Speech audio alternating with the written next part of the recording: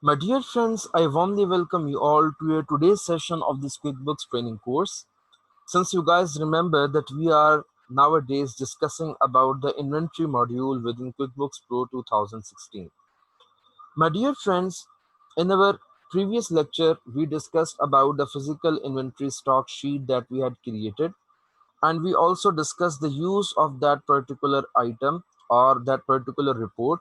And I told you guys that we use this report during the physical stock taking whenever it is conducted by the business in order to ensure that all the inventory records that are maintained within QuickBooks, they are reconciled with the physical amount of inventory that is held in the godowns or the stores of that particular business. Normally, this process takes place at the year end when the physical stock taking is observed under the supervision of the external auditors, whereas sometimes this process takes place as an internal audit procedure, and some of the businesses, they have a practice of conducting a physical stock taking or a physical stock count of inventory on a regular interval. All right, so, my dear friends, this is the physical inventory worksheet that we had learned to create in the previous lecture, and we will conduct some more discussion on this topic in our today's lecture. So, my dear friends, this particular sheet is actually printed out and it is handed over to the auditors, and then the auditors actually uh, fill this worksheet according to the result of the physical stock count or the physical stock taking. Now, sometimes it happens that the amount of inventory that is held physically is more than the amount of inventory that is maintained in our QuickBook records. And sometimes the amount of inventory that is held physically is less than the amount of inventory that is being showing up in our QuickBook records. Now, this discrepancy can occur due to various reasons. One of the reasons might be that, let's suppose we had made a sale to some of our customers. However, we had recorded the sale in QuickBooks, but we did not dispatch those goods to the customer. And when the stock taking took place, that amount of goods that had to be dispatched to the customer were still found within the godown, and this is why this discrepancy came into existence. Similarly, some of the customers might have issued a debit note against which we have issued a credit note to them. This means that a sale return has taken place, and we have forgotten to record that sale return within our QuickBooks systems. As a result, the inventory records that are maintained in the QuickBooks would show the value of inventory by virtue of quantity to be less as compared to the amount of inventory that we have in our store or our godown. All right. So there can be several other reasons as well. For example, if the physical inventory that is in our godown or our stores is basically less as compared to the amount of inventory that is showing up in our QuickBook records, this can be due to some sort of, you can say, mishap that has taken place. For example, some sort of theft, some sort of, sometimes the employees that are basically working in our organization, they can also commit some sort of fraud. Sometimes the inventory gets damaged. All right, sometimes some sort of abnormal loss due to some uncontrollable condition can also occur. So normally some sort of discrepancy might exist between the amount of inventory or the value of inventory that is showing up in our QuickBook records, just as you guys can see right now over here. And if you can drill down, you can see all the details of any particular amount of inventory with respect to the bills that we have paid to our suppliers when we purchased that piece of inventory, and the invoicing that we had given to our customers means that the sale of that particular item that we have made to our customers. All right. So, my dear friends, what happens is that when the physical stock taking is basically conducted, the auditor or any member of our organization, they fill this sheet according to the amount of the physical count. For example, if we consider the amount of ABC cement, the quantity that is appearing in our QuickBook records is basically 111 bags. Whereas, let's suppose the total physical count of this piece of inventory, ABC cement, gave a result that the total amount of this cement in our stock is basically, let's suppose, 100 units or 100 bags. So this means that the actual amount of this inventory is less as compared to the amount that is showing up in our QuickBook records. All right. So this is basically the purpose of this worksheet. And once this worksheet has been filled by the auditor or some responsible person of our organization, so this is appropriately signed and stamped by one of the what do we say, authorized representative of our organization, and then it is handed over to the accountant. And the next step is that we have to adjust our QuickBook records according to the results of the physical stock taking. All right. So for this purpose, what we have to do is we have to go to the vendor section, because all the activities that relate to inventory, they are related to the vendor section, because we purchase inventory from our vendors. And if we have to adjust inventory, that means the inventory that is in our godowns, that is basically the quantity on hand or the quantity in hand. So we have to make all these adjustments within the vendor center. So we can either go on the home screen as well, all right, and select the vendors, or we can simply go to the center by clicking the vendors menu on the menu bar. And over here, my dear friends, you have to select this option that involves inventory activities. My dear friends, as you guys can see that we have three options over here. First option is for new item. That means that by clicking this particular option, we will navigate to that screen where we can actually add a new inventory item in our list. The same thing that we have seen, we can perform by going to the list menu and adding a new item. All right. Whereas the second option that we can see over here is again about the physical inventory worksheet.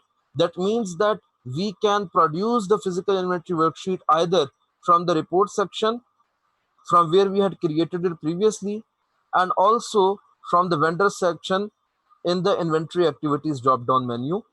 Whereas, my dear friends, the item in which we are interested, the option in which we are interested is basically the second option that says adjust quantity or value on hand of the inventory. So my dear friends, we will select this option and this screen will appear in front of us. I want you guys to pay attention to this screen. First of all, over here, you guys must see the reference number. The reference number says 1.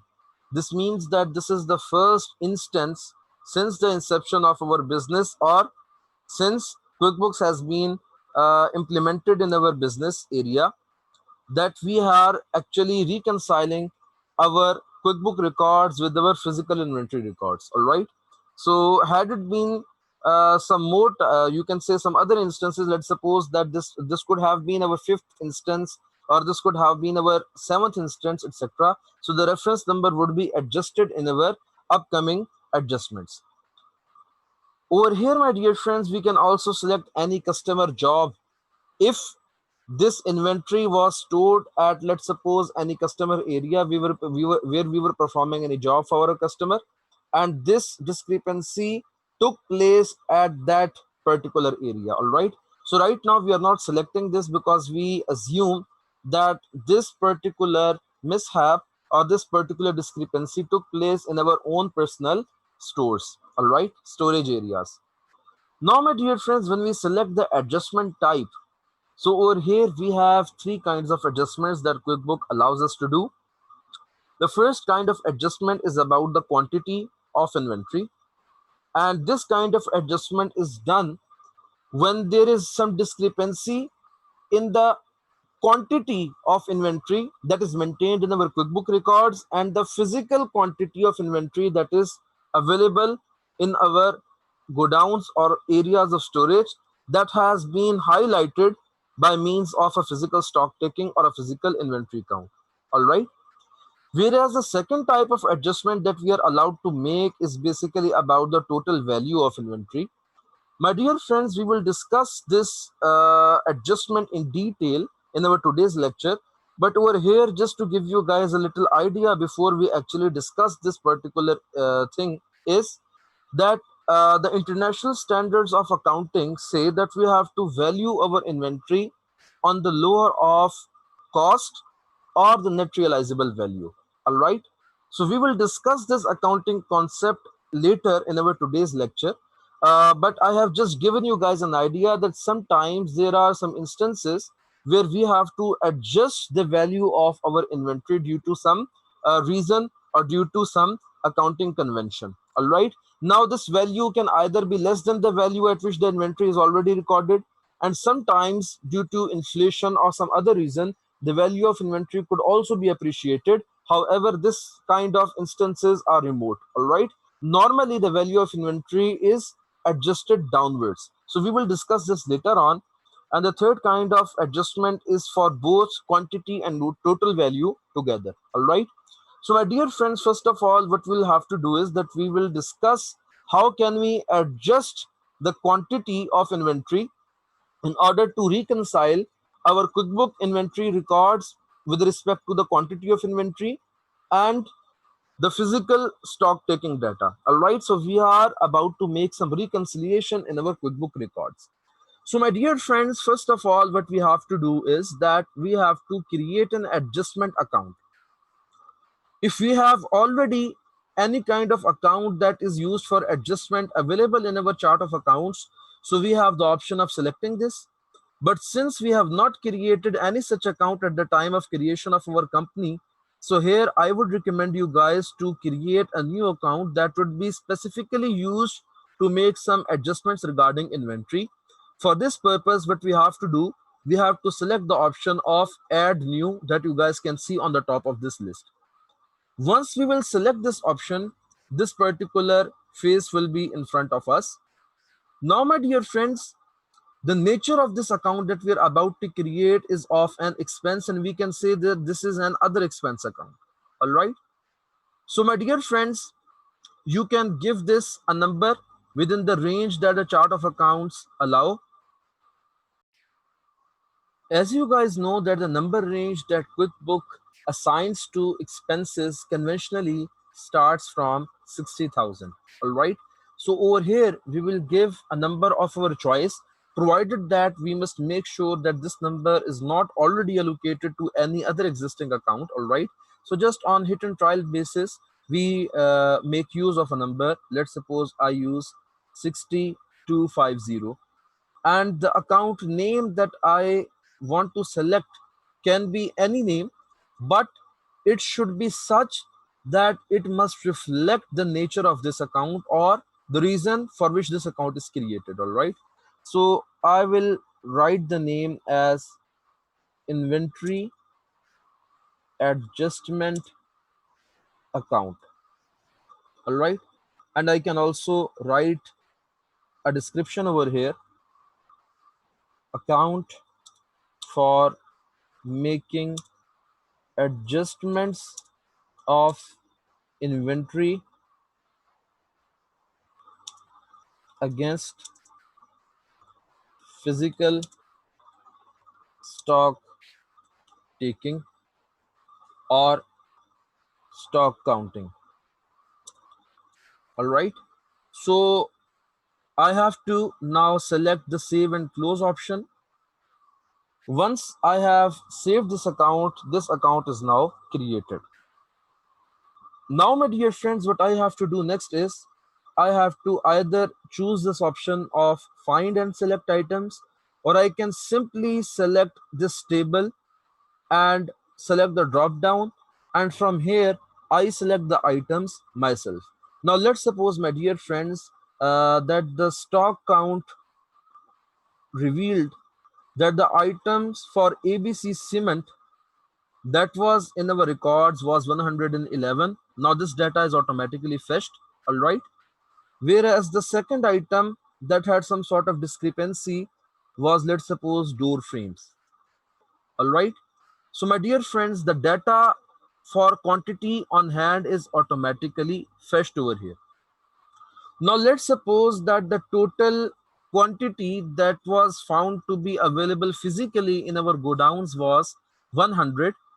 So I have two options. Either I can write the new quantity over here, or I can write the difference amount over here.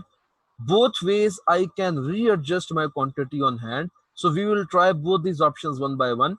So let's suppose, my dear friends, I say that the result of the physical stock taking revealed that the items of ABC cement available in my godown were equal to 100 units or 100 bags of ABC cement. So over here I write 100. When I write it, automatically the quantity difference column has been filled by minus 11. This means that an adjustment factor of minus 11 shall be applied on the quantity on hand in order to bring it down to the amount of inventory as per the physical stock taking. Now let's suppose, my dear friends, over here we assume that the difference, that the amount of door frames that are physically available in our records are basically 690. All right, whereas the quantity on hand shows 682. So this can be due to any reason. For example, we have not yet supplied these door frames to the customer, or some sort of sale return has not been recorded. All right, so over here I will write the quantity difference of 8 or plus 8, and now, my dear friends, automatically the new quantity would be adjusted. So over here, my dear friends, the total value of adjustment is equal to 2500 rupees. This means that the total amount of adjustment that would be reflected once this change has been saved will be equal to 2500 rupees, whereas the number of items that have been adjusted are 2. All right. Now let's suppose that if there are more than 2 items, let's suppose we select another item for the sake of understanding. So let us suppose that the quantity of fluorescent bulbs has been found to be equal to 940. So I write minus 10 over here, and automatically this amount has been adjusted to 940. All right, and now the number of items adjustment is basically equal to 3, whereas the total value of adjustment is equal to minus 1026.32 rupees. All right, so my dear friends, what I have to do now is I have to select save and close, and now these changes would be reflected into our accounts. Now if you want to check the effect of these changes, so we go back to the vendor section, we select the inventory activities, and now we produce once again the physical inventory worksheet, and now you guys can see that the quantity on hand is automatically adjusted for these items on whom we have applied some sort of change. So my dear friends, let us now discuss the other kind of change that we can make on our existing records with respect to the value of inventory. For that purpose, we have to go back to the vendor section. We have to again select the inventory activities option, and we have to select the second option that pertains to adjust quantity or value on hand. Once we select this option, again this particular screen will be in front of us. My dear friends, now the type of adjustment that we are interested in is basically with regard to the total value of inventory. So we select this option. Now, my dear friends, before I move further towards this explanation, let me open my Excel worksheet in order to explain the concept of net realizable value to you guys. My dear friends, according to the standard of inventory, that is the international standard number 2, we have to value the inventory either on cost or another concept that is known as the concept of NRV. NRV is basically an abbreviation for net realizable value. My dear friends, realizable value means that value that we can expect to obtain for that piece of inventory once it is sold. All right. And net realizable value means that it is basically an adjusted selling price or an adjusted saleable value of that piece of inventory after taking into effect some sort of adjustments that might be necessary. All right. So the standard of inventory IAS number 2 actually provides us with this guidance that we have to value inventory at the lower of cost or net realizable value. This means that if the cost of inventory is less than its net realizable value, then we have to keep our inventory recorded on the cost that we have purchased it at. Whereas if the value of NRV is less as compared to the cost, and normally this happens when the inventory is some sort of, you can say, damaged, or it has lost its value due to some reason, all right? So then we have to value our inventory down from its cost to the net realizable value. Now, my dear friends, the cost of inventory includes its purchase price at we have purchased it, less any kind of trade discounts, and we also add some sort of import duties or some sort of FEDs or any kind of expense that we have incurred in bringing that piece of inventory from the shop or from the area from where we have purchased it to our intended location, and that amount is basically non-refundable, so that all those amounts actually become part of the cost of inventory. Whereas when we want to calculate the NRV, so there is a simple formula, and the formula that is used is basically the expected selling price of that material, and from this selling price we have to reduce, that means less,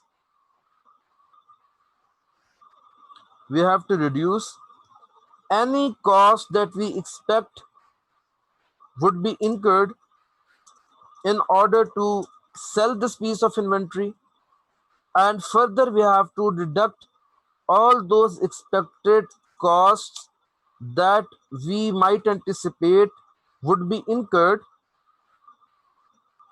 in order to complete that piece of inventory, in case if it is in the process of under construction, or let's suppose that it is in the uh, it must be renovated, or it must be, you can say, subject to some sort of value addition in order to make it saleable, all right? So we are not actually discussing these formulae because we are studying accounting right now. I just want to give you guys a concept that International Accounting Standard number 2 gives us a clear guideline that we have to record our inventory. We have to maintain it in our financial statements at the lower of either the cost or net realizable value.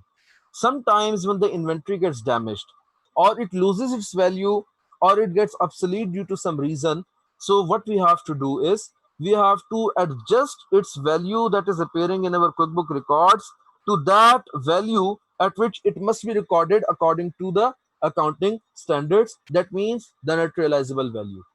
And sometimes this happens that due to some reason, the inventory might need to be appreciated. For example, if we are operating in the construction industry and we are also using some sort of machinery, we are holding it for sale purposes. So this means that that earth moving machinery or that lift or that other construction instrument, that is basically a fixed asset in normal circumstances, but since we are dealing it as our inventory, so it will be part of our inventory. So let's suppose if due to some other accounting standard, some sort of revaluation must be done for that piece of inventory or fixed asset. So obviously we have to appreciate its value in case of a positive appreciation in our QuickBook records as well. All right. So my dear friends, in order to take into account these changes, what we have to do, we have an option provided to us by QuickBooks that we can adjust the total value of this inventory in our records. All right. So for this adjustment, we will again be using the same account that we have created previously, inventory adjustment account. All right. And as you guys can see now, this is the second reference number, means that this is the second time that we are interested in making some changes to our QuickBook records in this respect. All right. So my dear friends, again, we have to choose any item. So let's suppose we choose Forgy cement for this purpose. Now, my dear friends, let us suppose that the value is basically 358,500. That is according to our accounting records. But let's suppose that due to some reason, the value of Forge cement has declined. Maybe because some other brand is basically selling at some cheap price, that means some you can say at a discounted price. So Forge Cement is also forced to reduce its price, all right, or some other reason. Now let us suppose that instead of 358,500, now the new value of this stuff is basically equal to 340,000.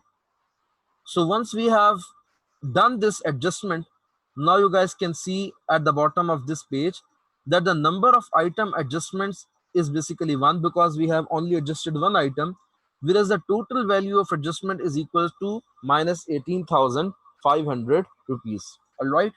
So my dear friends, this is how we actually can adjust the value of our inventory if needed be in QuickBooks. So what we do is that we save it and close it, and now this would be saved. All right. So my dear friends, this is how we can actually manage and change the data regarding our inventory in QuickBooks. So my dear friends, up till now, whatever we have discussed is basically that area that relates to data entry within QuickBooks. But normally, my dear friends, the senior management is interested in the reporting, all right? Because in order to reach at some decision or in order to make some planning and forecasting, the management is interested in reports, all right? So we can make various kinds of reports with respect to inventory. As you guys already know that whenever we have to make any kind of report, we have one area to navigate, and that is basically the reports menu on the menu bar.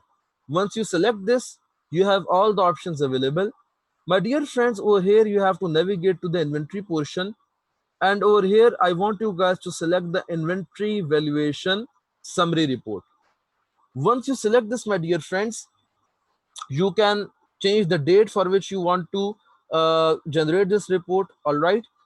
Also, you can customize this report according to your choice, but this is basically, my dear friends, the summary of inventory valuation of your inventory. This is the summary of your inventory valuation. My dear friends, as you guys can see that all the inventory that is available in our hand within this range of time that we have given to this, what do we say, QuickBooks dashboard, this inventory list has been created, this report has been created. Now, my dear friends, let me just explain some of the features of this report. First of all, in the first column, all the items of inventory are listed: ABC Cement, ABC Steel, door frames, Forge Cement, Libel, etc. Whereas in the second column, the amount that is available for that particular inventory in our hand, that means in our stores, in our godowns, is basically listed. In the third column, the average cost is listed, and in the fourth column, the value of asset is listed.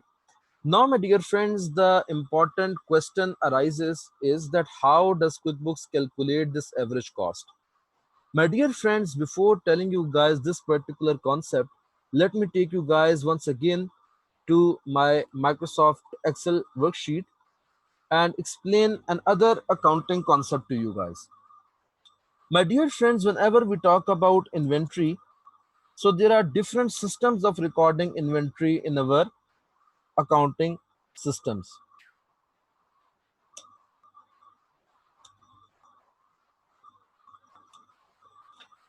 One of those systems is basically, I'm talking about the famous systems, is basically the first in, first out system that is abbreviated as FIFO. It is an abbreviation for first in, first out. Means that piece of inventory that has been purchased first must be sold first. Whereas the second important convention that is used is basically known as the average costing system, and it is an abbreviation for average costing.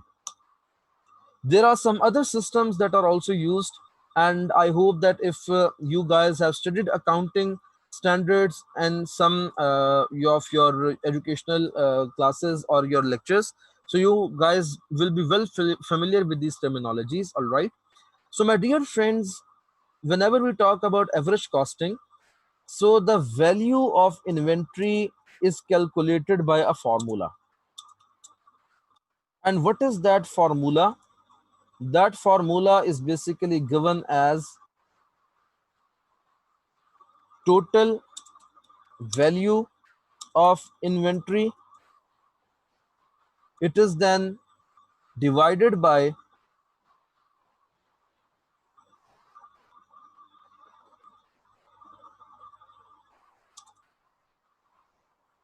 the total cost or value of inventory.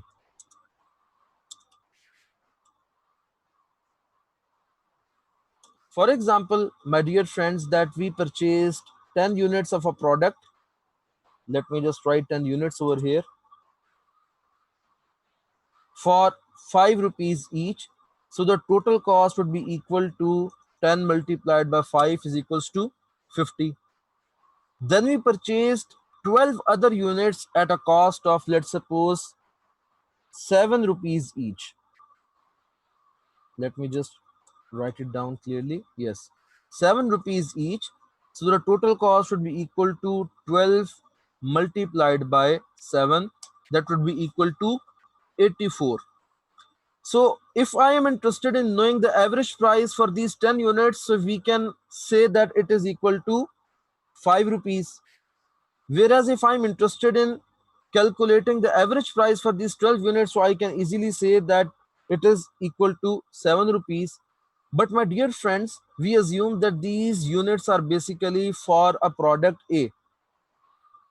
Product A means that it is, these units belong to a single product, that the name of that product is product A. So this means that a total number of units for this product in our inventory is equal to 22 units, whereas the total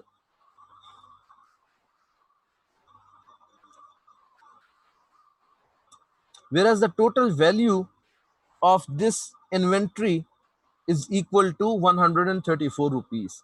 So now, my dear friends, if I have to calculate the average cost of this particular units of these particular units of inventory, what I have to do is I have to make use of this formula for calculating the average cost of inventory. And this formula says that the total value of inventory must be divided by the total cost. So what are the total units? The total units are basically, I'm sorry, we have written the formula a little bit incorrect. The total units of inventory, the formula says the total units of inventory divided by the total cost.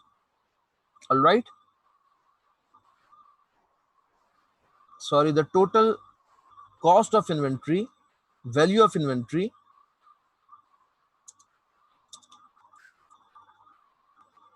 it should be divided by the total units. So using this formula, what we have to do, we have to divide 134 by 22, and the average cost of this inventory would be equal to 6.09 something. So this is basically how we calculate the average cost of inventory by using the average costing method. My dear friends, when we talk about QuickBooks, so conventionally QuickBooks uses the average costing method for valuation of inventory. We have the option of using the FIFO method as well, but for this we have to pay some subscription amount to QuickBooks in order to have this feature activated. All right. So let me take you guys back to our QuickBooks interface. So my dear friends, this average cost of 500 could be calculated by dividing the total asset value of 50,000 by the units in hand that are 100, and you guys can easily calculate that the average cost is equal to 500. Let me just solve it in front of you as well. 50,000 divided by 100 gives me 500, and this 500 is basically termed as the average cost of this inventory. Now this shows the percentage of total asset. That means that when you divide 50,000 by 2.914 million, so this amount is actually 1.7% of the total value of assets. The sale price of this inventory item is 850 rupees. So this means that when you multiply 100, that means the value of this inventory in hand in by 850. So it gives us the total retail value of this inventory item, and this is the total percentage of the retail item. So this means that if you divide 85,000 by 3.876 million, so you actually get a result of 2.2%. All right. So my dear friends, we can customize this report as well. For this purpose, we have to collect the customize report option on the bottom left, on the top left side of this page. Here you can change the time duration of this report. You can apply some sort of filters. All right. For example, the account filter is already selected, so you can select by this drop down the different kinds of accounts for which you are interested. All right. So similarly, you can adjust the header and footer settings and fonts and numbers, etc. All right. So there is basically a limitation for all the summary reports in QuickBooks that you cannot enter or add any field or any customized field for yourself. That means that you cannot add or delete any column that is basically available in this report. So this is basically, my dear friends, the inventory valuation summary report. Whereas, my dear friends, we also have an option of creating the full details, extract the full inventory details.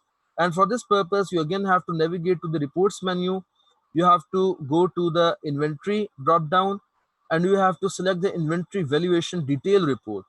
Once you select this, my dear friends, this report gives you a complete detail for each item of inventory available in your stock. For example, as you guys can see that it is starting from ABC Cement, and it is covering all the invoices and all the billings. By invoice, we mean every item of that inventory that we have sold.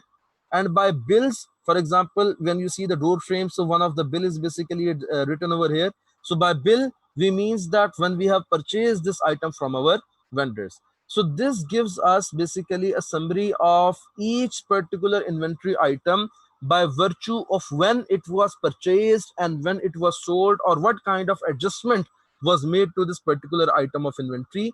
And the rest of the columns you guys can easily recognize and just understand that they are basically more or less the same. They are of the same kind that we have seen in the previous summary report that we had extracted. All right. Now you can easily drill down to any of these invoices. For example, if I'm interested in seeing the invoice that was generated to Mr. Adam on 10th of 1st of October, so I just double click on this, and this particular invoice would appear in front of me. All right.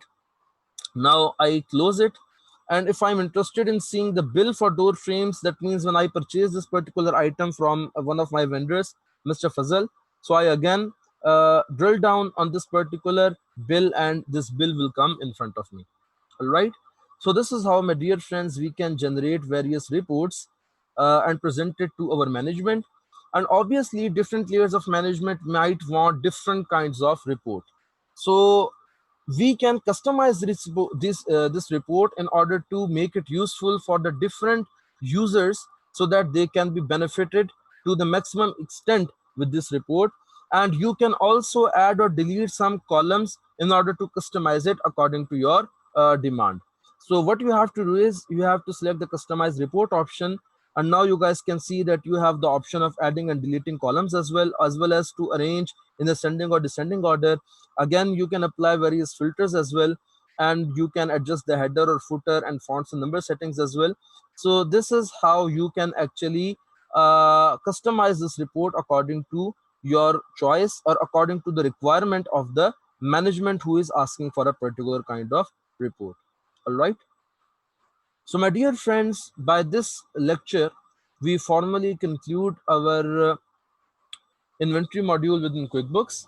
And in our next lecture, we will meet with other interesting features of QuickBooks. If you guys have any questions, you are free to ask me. Thank you.